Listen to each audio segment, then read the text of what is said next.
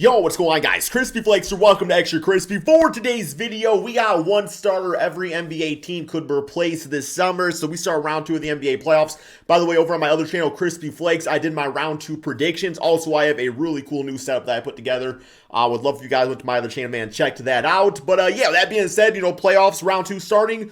More teams going to get eliminated, and that's going to be more teams deciding what can we do this offseason to fix things. So we're going to go through this. I'm going to try to think of like a replacement for each team. I don't know if I'll be able to off the top of my head and stuff, but let's get to it, man. Let's get to it. So the first thing we have is the Atlanta Hawks. I agree with this one 1,000,000,000% with John Collins. I think straight up this Hawks team, they need to start DeAndre Hunter at the 4 spot. Quite frankly, I would also be okay with them moving out from Clint Capella and giving Okongwu more minutes. But yeah, I just don't think John Collins is a great fit next to Trae Young.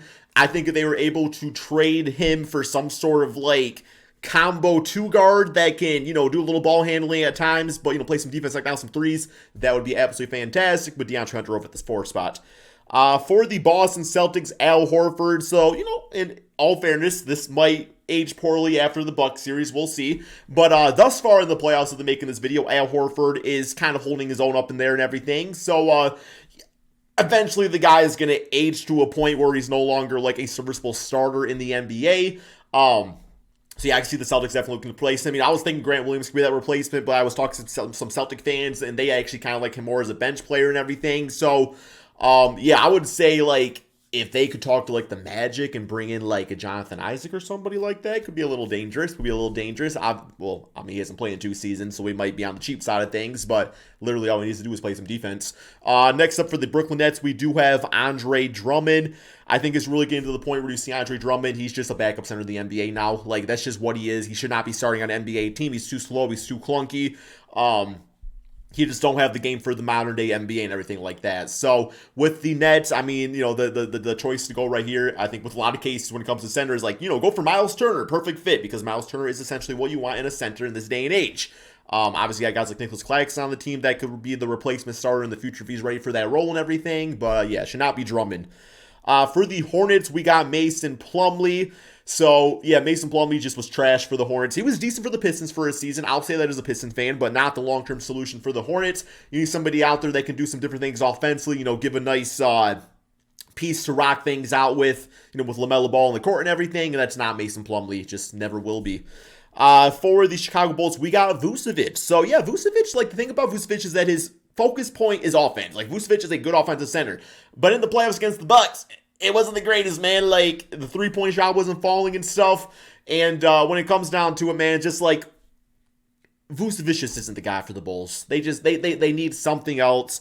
And if it's not Vucevic, they at least need to go out there and get a backup center, because Tristan Thompson definitely isn't it. So I can see, if you want to keep Vucevic around, that's fine. But I also wouldn't be opposed for the Bulls to trying something else out either.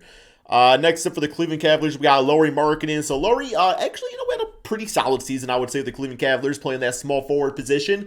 I don't love him full-time as a starting small forward for this Cavs team. It can work in certain circumstances, but I think Lauri is more of a 6-man off the bench. And the fact that he can play small forward allows him to essentially play the 3 spot, 4 spot, and sometimes the 5, although I don't love him there either. But, yeah, I could see them wanting to get, a bit of a smaller, more athletic player and stuff. And Lauri Markkanen kind of being utilized, I guess, actually the opposite of this. But, like Bobby Portis is kind of being utilized like how Lauri Markkanen is when we're seeing these taller, skillful, small forward, or guys, essentially big guys, 7-footers playing the small forward position. Next up, we got the Dallas Mavericks with Dwight Powell. Yeah, you can replace Dwight Powell. I think he's, once again, fine NBA player, should be in the league, should be on a roster. Probably room for him not to be your starting center, and, he'd be better because of it. I would actually like them to maybe take a chance at like a Mitchell Robinson or somebody, to be honest. For the Denver Nuggets, Will Barton. It feels like Will Barton has been on the Denver Nuggets for 17,000 years, man. And, the fact of the matter, too, it's like, it's good having guys like Will Barton on the team that do know the system, because this team has had so many injuries and stuff like that. But, they might look to retool in some way after a first-round exit, despite the injuries, of course. Detroit Pistons, we got Jerami Grant. As a Piston fan, I'm cool with moving on from Jerami Grant. I realize that Sadiq Bey is our small forward of the future. I realize that in the draft, we're probably going to end up with a forward, would be my guess. I wouldn't be opposed to taking a guard to play alongside Cade Cunningham and using Killian Hayes as a sixth man. Would not be opposed to that, but for the most part, I'm thinking it's going to be a power forward or the center or a center that the Pistons take. And, already have Isaiah Stewart, maybe bring back Marvin Bagley, having Sadiq Bey who can play that 3 and 4 spot out there. You could see where Jerami Grant would come to a point where he's actually going to hold back the growth of the team going forward. Now, if he wants to stick around for another season, I'm cool with that. But one season left on a great contract, can help out a contending team, assuming he takes on the role. Then, you look to get some sort of value back for that. Next up, we got the Golden State Warriors with the combined Looney. James Wise, but going to replace him. That's easy. He's going to replace him. Houston Rockets, Eric Gordon. Yep, Eric Gordon needs to be traded. Once again, good player, but the Houston Rockets have so much young talent on the team. They're going to get another top draft pick. You got guys obviously like Jalen Green's gonna be busting out even more next season. You have Josh Christopher, who I think is low-key gonna be like a Drew Holiday type of player in the NBA. Man, I really think he can be that. You have time to move some of the old players aside and make room for the new.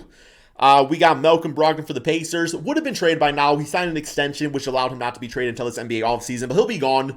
I could even see them maybe packaging him with Buddy Hield or even Chris Duarte to try to get a little bit younger. Chris Duarte was the rookie pick last year, but he was an old head rookie. He's like 25 already. So, combine him with Malcolm Brogdon and, some contenders out there definitely would be all over that, man. All over that. We got Marcus Morris for the Clippers. So again, I think this is the guy that was starting mainly because Kawhi Leonard, Paul George injured and stuff like that. But he'll probably be gone. I actually was already hearing rumors about, teams actually looking at Marcus Morris already. I think his contract's not like the greatest based off his production, but we all know they can cook for 20 points any given night. So some different team might be interested in that. We got Russell Westbrook for the Lakers. There's essentially zero ways to do this. I'm going to say it again. There's two trades that come to my mind. One being with John Wall and the other one being the Pacers. If the Pacers are in complete sell mode and, the Lakers want to toss in some additional, assets that they don't really have. But, try to bring in a Buddy Hield or a Malcolm Brogdon or both. That's really the only way. Steven Adams for the Grizzlies. I personally like Steven Adams. I like his grit out there and everything. I feel like this kind of nitpicking to the extent where it's like, we'll see how Steven Adams does in the second round of the playoffs playing against the Warriors and stuff. But for the most part, I guess there's room for improvement. If the team brought on, a Clint Capella or something like that, or maybe if they want to try Jaren Jackson at the center spot, then you go for John Collins, which I feel like is kind of rocking the boat a little bit too much. But, I guess Steven Adams would be the guy if you have to go with somebody in the starting five, probably because of age, I guess. Although we can't be 30s? Miami Heat, Duncan Robinson. Doug Robinson got that contract, man. He was ready to book it. But no, he started the season off atrociously. He just did not look like he had his legs under him. Since then, I think he's been a bit better. I know he had a nice game of the playoffs. I think he dropped 8 threes or something like that. But, when you do have Tyler Hero, who should be a starter, when you do have Max Strus, who really bounced out this season. I should say broke out is probably the better word.